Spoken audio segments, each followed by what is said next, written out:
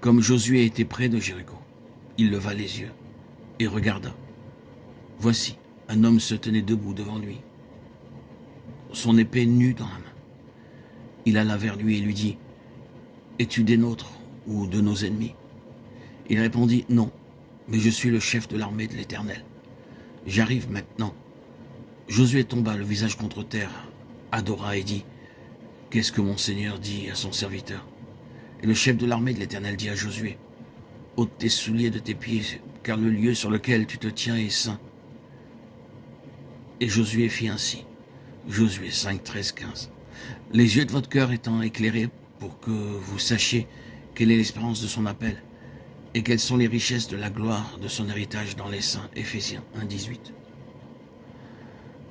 J'aimerais dire tout d'abord qu'il ne s'agit pas ici de parler de la correspondance qui existe entre le livre de Josué et la lettre aux Éphésiens.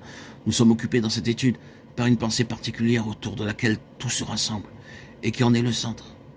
C'est que l'intention de Dieu est d'avoir une expression de la plénitude céleste sur cette terre à travers un peuple. Le cours entier de cette transaction à travers les âges depuis qu'il a étendu les cieux au-dessus de la terre a été et encore d'un point de vue humain comme un pèlerinage spirituel, une marche en avant spirituelle vers le ciel.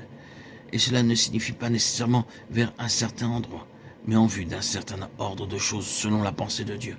Cet ordre auquel le Seigneur Jésus se référait quand, parlant de la volonté de Dieu, il disait comme au ciel, Matthieu 6, 10.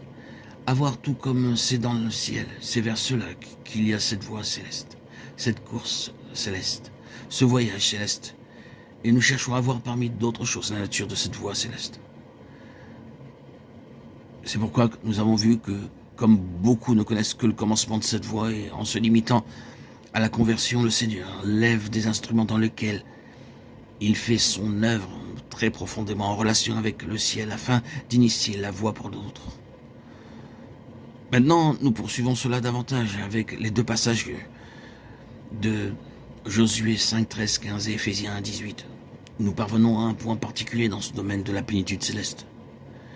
La deuxième moitié du livre de Josué, bien sûr, parle de l'héritage des tribus d'Israël. L'héritage est alors partagé, réparti proportionnellement et possédé par le peuple. Étrangement, dans la lettre aux Éphésiens qui correspond à ce passage de Josué, l'accent est mis sur l'autre aspect. Il est parlé de l'héritage de Dieu dans son peuple. Les richesses de la gloire de son héritage dans les saints, Éphésiens 18. Et j'aimerais dire un mot à ce propos avant de poursuivre, car ce n'est pas différent, ce n'est pas quelque chose d'autre. C'est la même chose, vue d'un autre côté. Le Seigneur entre dans son héritage seulement quand son peuple devient réellement un peuple céleste. Pour que le Seigneur ait son héritage, son peuple doit être là où il est vu dans la lettre aux Éphésiens.